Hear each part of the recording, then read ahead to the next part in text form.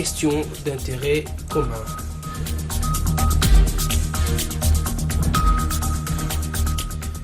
Il n'est plus président de l'Union nationale de la presse du Congo. Kasonga Tshilunde vient d'être radié de la corporation par le tribunal des pairs. Il lui est reproché notamment la mauvaise gestion des finances de l'UNPC.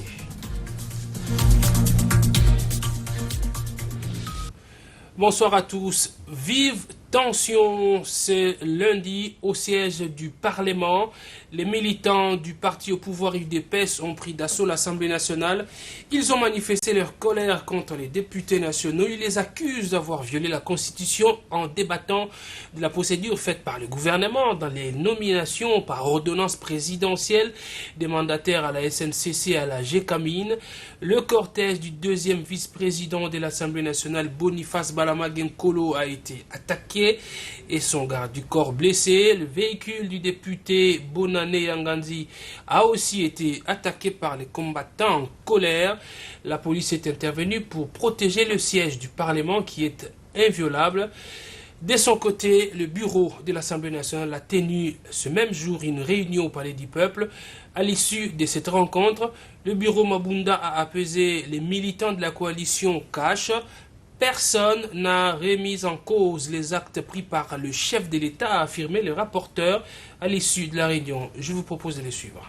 Nous avions effectivement une réunion ce jour, mais avant même qu'on puisse accéder à l'hémicycle, nous avons affronté une multitude de jeunes d'un parti, comme vous l'avez dit, il s'agit de l'IDPS, des combattants de l'IDPS, qui se sont déployés devant l'entrée de l'hémicycle, notamment de notre clôture, pour empêcher et s'attaquer aux différents députés qui voulaient bien accéder à l'hémicycle pour les différents rendez-vous de travail. 2011 et aujourd'hui, nous avons assisté à une alternance pacifique. Cela doit être préservé, surtout quand il s'agit d'un parti qui est au pouvoir. Là n'était pas la mission ou même l'objectif de l'Assemblée nationale. Nous savons que le chef de l'État est effectivement irresponsable. Ces actes ne peuvent pas faire l'objet de discussions. Mais vous avez remarqué vous-même, chaque député qui a pris la parole avait tendance à pouvoir se poser la question sur l'exécutif, le comportement de l'exécutif qui a abouti à une orientation, parce que le chef de l'État a des services, le chef de l'État a un gouvernement. C'est en fait à ce genre de structures que les questions étaient réservées. Personne n'a posé la problématique de pouvoir mettre les chefs de l'État en cause, parce que la Constitution nous l'interdit. Ce qui a été, c'était une discussion autour de la gestion des entreprises de portefeuille, mais la grande préoccupation a été celle de savoir à quand le gouvernement.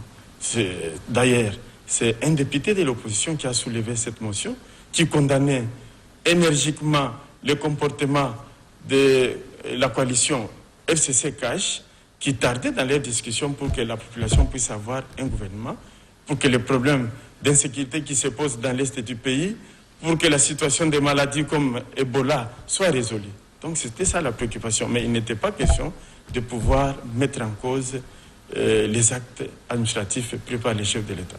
Et à tout moment, l'honorable président recadrait tous ceux qui prenaient la parole et vous avez été témoin.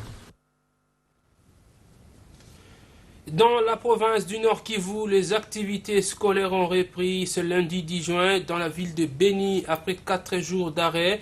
Cette trêve de cours fait suite aux journées de deuil décrétées par les associations de mototaxis après la deuxième tuerie des civils par les présumés rebelles ADF à Butanuka Masuta dans la commune de Béou, une attaque qui avait occasionné la mort d'une dizaine de personnes. Pendant cet arrêt des cours, les examens du deuxième trimestre ont été perturbés dans les écoles primaires de la ville de Beni où le calendrier scolaire 2018-2019 a été un peu bousculé. Il se tiendra cette semaine dans la capitale équato-guinéenne Malabo la conférence annuelle des banques africaines pour débattre des projets intégrateurs régionaux et sous-régionaux financés par les bailleurs des fonds. La République démocratique du Congo sera représentée à ce rendez-vous par le président de la République, Félix Tshisekedi. Suivez. La ville de Malabo, capitale de la Guinée équatoriale, va abriter cette semaine les assises de la conférence annuelle des banques africaines. Organisée sous le leadership de la Banque africaine de développement, la rencontre de la capitale équato-guinéenne constitue un rendez-vous des bailleurs de fonds des projets intégrateurs régionaux et sous-régionaux. La RDC sera représentée à ces assises par son président Félix Tshisekedi Tshilombo au regard de l'importance de son pays dans le développement africain. Les projets INGA financés par la Banque africaine de développement en est un exemple pour booster l'industrialisation de plusieurs pays africains.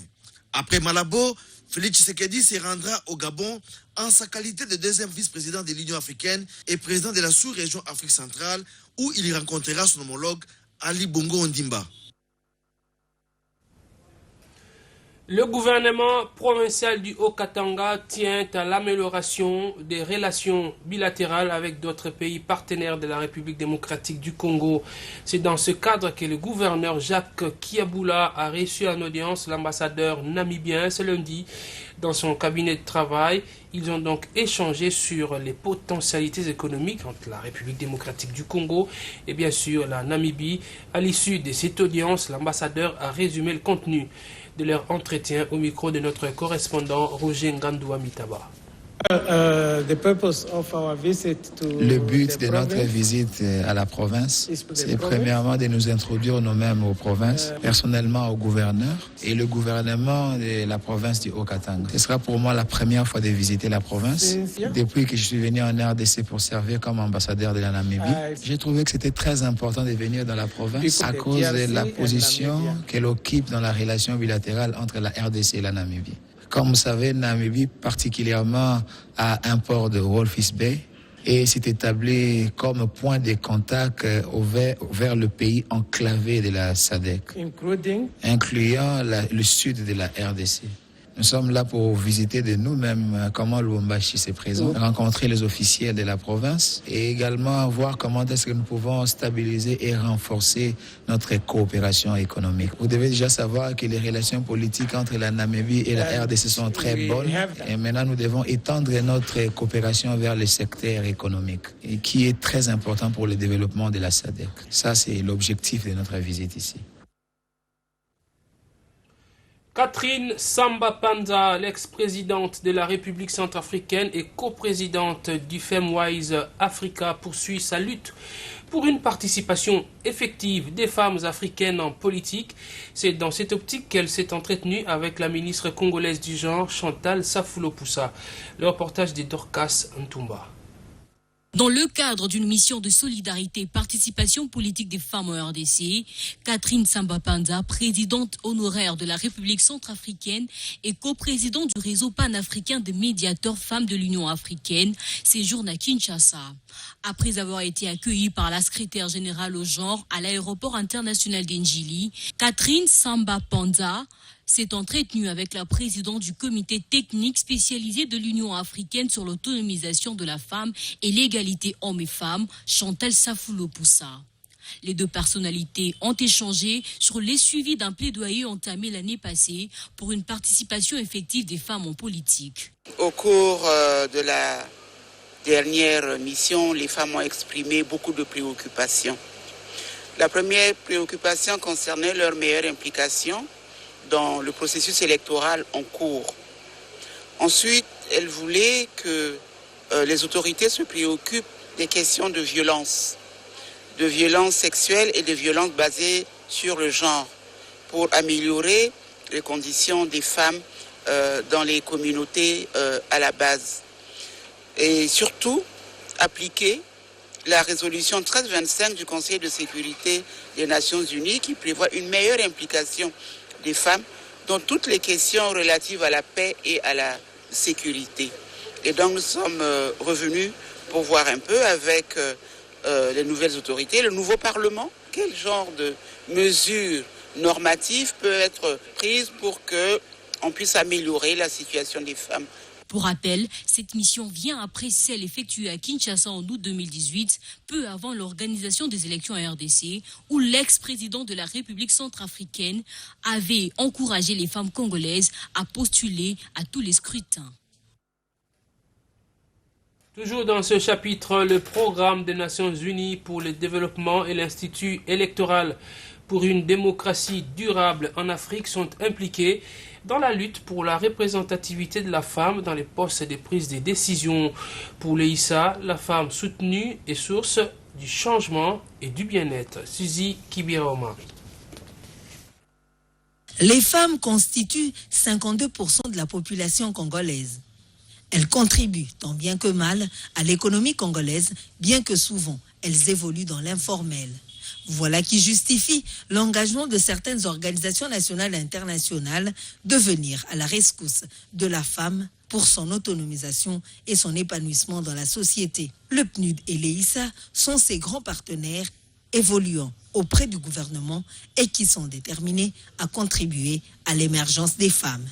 Et je voudrais pour cela partir d'une citation d'une dame illustre, Margaret Thatcher, qui disait, je cite, « Si vous voulez qu'une chose soit dite, adressez-vous aux hommes, et si vous voulez qu'une chose soit faite, adressez-vous aux femmes. » Je voudrais saluer ici le fait que le PNUD ait compris cette maxime. Laissez-moi vous dire que ces honorables dames sont dignes de confiance et j'ose espérer que les résultats qui seront ici présentés appelleront d'autres actions de la part de la communauté internationale. Le PNUD et l'EISA sont toujours disposés à accompagner la femme dans son combat en RDC visant à obtenir sa représentativité à tous les niveaux. Les morts continuent à être comptés dans l'est de la République démocratique du Congo. La société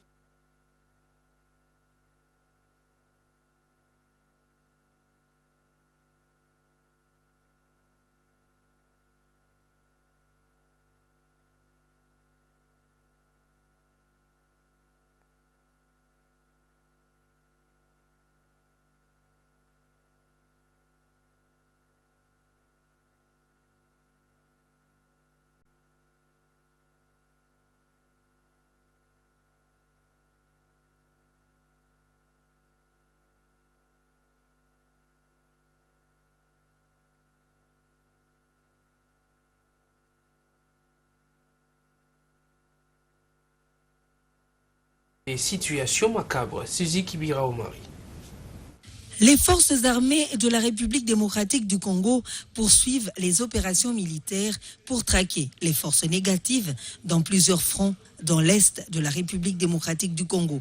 Dans les territoires de Fizi et Uvira, où la milice Ngumino ne cesse de s'aimer la terreur, l'armée congolaise a réussi à arrêter Nizigiyimana Jérémy, alias Justin, l'un des responsables de cette milice. Celui-ci est accusé d'avoir assassiné par balle un chef coutumier de la communauté Banyindu, ce qui avait déclenché le conflit intercommunautaire à Fizi et Uvira dans la province du Sud Kivu. Alors que la province de l'Ituri connaît un regain d'insécurité en raison des fortes activités des groupes armés dans les territoires de Djougou, Mahagi et Irumu, certains officiers de l'armée s'illustrent dans le détournement des rations militaires et de livraison d'armes aux assaillants. Le site actualité.cd qui livre cette information souligne que ces officiers de l'armée se sont lancés dans le commerce des minerais. Actes qui vont à l'encontre de leur mission sur terrain visant à sécuriser les personnes et leurs biens ainsi que les frontières nationales. En Ituri, plus précisément à Mahagi, les activités sont restées paralysées au centre des négoces de Ndrele au lendemain d'une attaque armée dans un marché. Un week-end perturbé où les habitants de Ndrele ont brûlé des pneus pour manifester leur ras-le-bol face à ces nombreuses incursions des rebelles. La population insiste sur la restauration de la paix en Ituri en général et dans l'est de la République démocratique du Congo en particulier. Je vous le disais en titre, Kasonga Chilunde Boukar est radié de la profession de journaliste en République démocratique du Congo. Par conséquent, il perd sa fonction de président du comité directeur de l'Union nationale de la presse du Congo.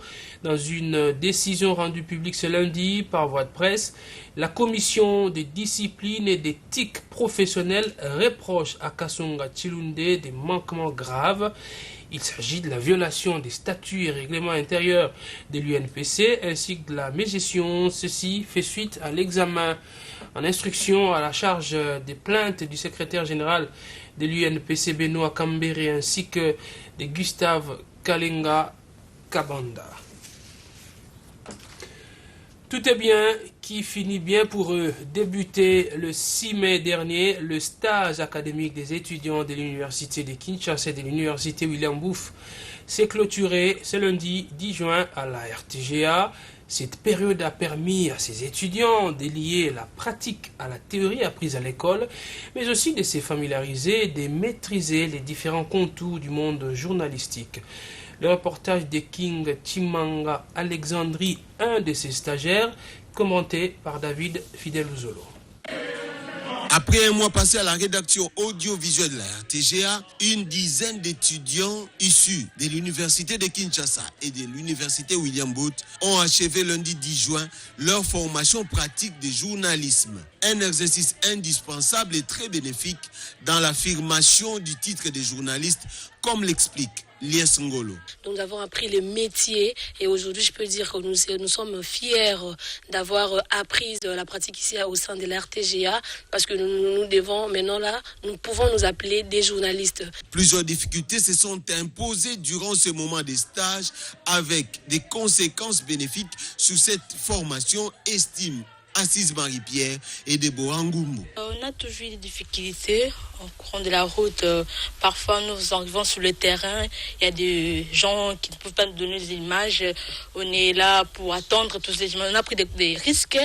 Non, ce n'était pas facile. Un peu de stress, mais c'est bon. Ça me donne vraiment ces goûts-là d'améliorer l'addiction et aussi arranger d'autres choses. Au nom de la RTGA, Richard Chako, rédacteur en chef, a remercié l'université de Kinshasa et l'université William Booth de la confiance faite à ces médias. C'est le lieu de remercier les autorités académiques de l'université William Booth et de l'université de Kinshasa pour nous avoir fait confiance en nous envoyant les étudiants pour leur stage académique. Il faut noter que la RTGA est parmi les médias reconnus dans la formation sérieuse et de rigueur des futurs journalistes. À chaque apprenant maintenant de démontrer de quoi il est capable. Et moi-même, j'ai fui stagiaire académique ici à la RTGA avant de devenir journaliste engagé. En santé, l'épidémie à fièvre hémorragique Ebola dans le Nord Kivu et en Ituri se stabilise petit à petit, mais l'on continue à enregistrer des cas suspects en cours d'investigation, parmi lesquels les personnels soignants. Le commentaire de Clarisse et Coco Kapalai. Malgré que 10 zones de santé sur les 22, parmi lesquelles Oisha, Kaina, Bunia, Chiomia, Komanda, pour ne citer que celles-là, n'ont pas connu des cas confirmés depuis 21 jours grâce à l'amélioration de la situation sécuritaire. 283 cas suspects sont en cours d'investigation. 8 nouveaux cas sont confirmés, dont 3 à Mabalako, 2 à Mandima, 1 à Beni, 1 à Butembo et un autre à Katoa. 6 cas confirmés sont morts de la fièvre hémorragique d'Ebola. L'on a assisté à 5 décès communautaires, dont 2 à Mabalako, 2 à Mandima et 1 à Beni. Un décès au CTE de Butembo, un agent de la santé de Mabalako vacciné figurait parmi les nouveaux cas confirmés. Les cumuls des cas confirmés est probable parmi les agents de santé et des 111, c'est-à-dire 5,4% de l'ensemble des cas confirmés, dont 37 décès. Il faut noter que depuis le début de l'épidémie, les cumuls des cas est de 2039, dont 1945 confirmés, 94 probables. Au total, il y a eu 1373 décès. Les personnes guéries de cette 10e épidémie de la fièvre hémorragique d'Ebola sont plus de 550. Les frais liés à l'hospitalisation de l'artiste comédien Roger Vika Munderi ont été payés par Marie-Olive Lembe Kabila, ex-première dame de la RDC. Angèle Kanam Kisinda, conseillère en communication de l'ancienne première dame, a honoré cette facture en présence du comité organisateur des obsèques de Munderi et des membres de sa famille biologique. Suzy Kibira. Chose promise, chose due, dit-on, Marie-Olive Lembe Kabila a tenu à la promesse faite à la famille Vika, celle de la prise en charge des frais liés à l'hospitalisation de l'artiste comédien Roger Vika Munderi. C'est Angèle Kanam Kisinda, conseillère en communication de la première dame honoraire de la République démocratique du Congo, qui a été dépêchée pour honorer cette facture. Nous sommes donc venus tenir cette promesse, payer la facture d'hospitalisation des soins de l'artiste Munderi qui est décédé. Il a été pris en charge ici et il y avait cette particularité des frais d'hospitalisation qui n'étaient pas encore payés, et donc aujourd'hui c'est chose faite. Massoumou Debrindé, président du comité organisateur qui livre le programme des obsèques, n'est pas surpris par ce énième geste de l'épouse de Joseph Kabila Kabange. D'abord, nous sommes déjà habitués à de pareils gestes de la part de la première dame honoraire, surtout en ce qui concerne les artistes comédiens. Elle vient de poser encore un acte positif sur son bilan, sur les artistes comédiens. Un soulagement pour la famille, selon Alfred Lema, frère du défunt, qui remercie Marie-Olive Lembe Kabila pour cette assistance.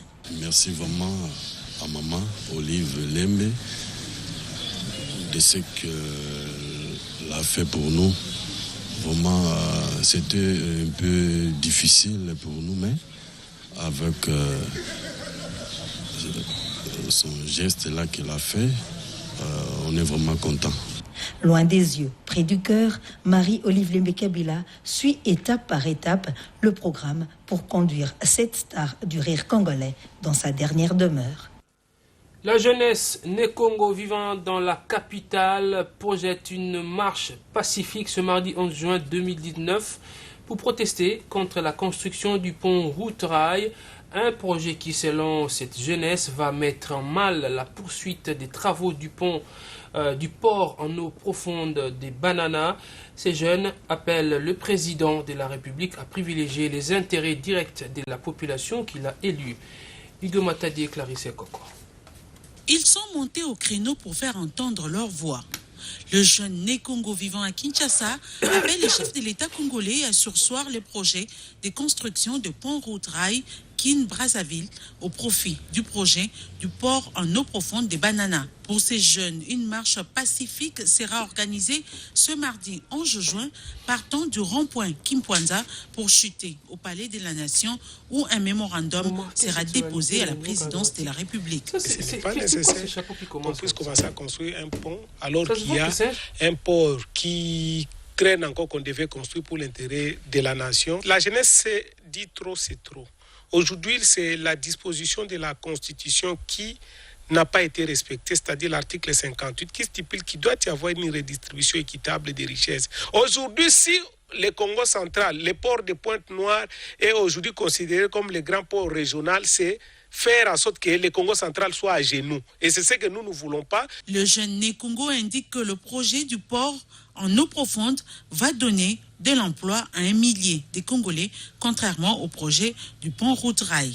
Les projets intégrateurs, les projets qui vont booster l'économie de notre pays, les projets qui vont faire en sorte qu'il y ait plus ou moins 250 000 emplois directs et 414 000 emplois indirects pour l'intérêt de notre pays. La jeunesse pense que c'est ça l'idéal, parce qu'on dit au Congo qu'il n'y a pas d'emploi. Si aujourd'hui il y a un projet qui peut aujourd'hui donner 250 000 emplois aux jeunes, moi je pense que ce ne sont même pas les jeunes seulement du Congo central qui vont être bénéficiaires de ces projets ou soit de ces emplois. Une semaine après, c'est une autre marche qui sera organisée dans la cité des Kasangulu le mardi 18 juin, où les manifestants vont également déposer un mémorandum au bureau du territoire. En religion, vous le savez, les chrétiens ont célébré le dimanche la fête de la Pentecôte. Et pour marquer cette solennité, le renouveau charismatique de Kinshasa a organisé le grand rassemblement de la Pentecôte au centre pastoral Lindongue à Limete. Thème de la journée, je mettrai mon esprit en vous et vous vivrez. Quelques membres ont reçu l'effusion du Saint-Esprit comme les apôtres au Cénacle pour mettre en œuvre les dons et charismes reçus du Saint-Esprit pour le bien de la communauté. C'est ce que nous dit Irène Moussouné. La grande fête de la Pentecôte a vécu à l'Église catholique. Et le renouveau charismatique dans l'esprit qui vit cette dévotion au Saint-Esprit a marqué d'un cachet spécial cette fête de l'Esprit à l'origine de la création de l'Église. C'était à travers un grand rassemblement de la Pentecôte organisé au centre de pastoral Lindongue. Les différents groupes de prière issus des paroisses de l'archidiocèse de Kinshasa ont été édifiés à recevoir l'Esprit Saint présenté sous toutes ses facettes, en dons, fruits et charismes, mais surtout à vivre une nouvelle Pentecôte à l'instar des apôtres au Cénacle. Mais comment construire de nouvelles communautés? Le prédicateur du jour, le frère Julien Yave, explique à la lumière du thème « Je mettrai mon esprit en vous et vous vivrez », tiré dans Ézéchiel 36 au verset 27. On oublie que l'Église est l'œuvre du Saint-Esprit. Les païens, ils se moquent du peuple de Dieu, que le peuple de Dieu n'a plus de témoignages. Si nous, on veut dire que la Pentecôte, on la vit, on doit avoir la communauté comme celle de Actes chapitre 2, verset 42 à 47, où les gens s'aimaient, partageaient le pain. Et on sentait que nous, ils étaient assidus dans la prière, la fraction du pain et l'enseignement des apôtres. Vivre ce temps de grâce, marcher à la lumière de l'Esprit Saint, au-delà d'un simple slogan, pourrait impacter l'Église, la société, voire la nation entière. Chacun de nous fait partie de la nation. Si chacun de nous prend conscience de l'Esprit Saint, je crois que notre nation va changer. Parce que ceux qui dirigent se disent des chrétiens. Mais on ne sent pas cette ferveur de se laisser guider. Nous continuons à prier, par le Seigneur a confirmé que son amour est pour la RD Congo. D'intenses moments d'adoration, louange, prière et intercession ont marqué cette solennité de la Pentecôte, avec comme point culminant l'effusion du Saint-Esprit aux nouveaux effusés et un renouvellement de l'onction du Saint-Esprit pour les anciens. Ce baptême de l'Esprit, loin d'être un sacrement, se veut mettre au service de la communauté les dons et charismes reçus de l'Esprit Saint pour restaurer le monde entier. Voici maintenant le rappel des principaux titres de ce journal. Vive tension ce lundi au siège du Parlement. Les militants de l'UDPS ont pris d'assaut le palais du peuple pour exprimer leur colère contre les députés dans l'affaire ordonnance du chef de l'État. Le bureau de la Chambre a lui apaisé les militants en affirmant que les actes du président n'ont pas été mis en cause. Renforcement de la coopération entre la République démocratique du Congo et la Namibie. Les gouverneurs de la province du Haut-Katanga ont échangé à Lubumbashi avec l'ambassadeur de Namibie sur des questions d'intérêt commun.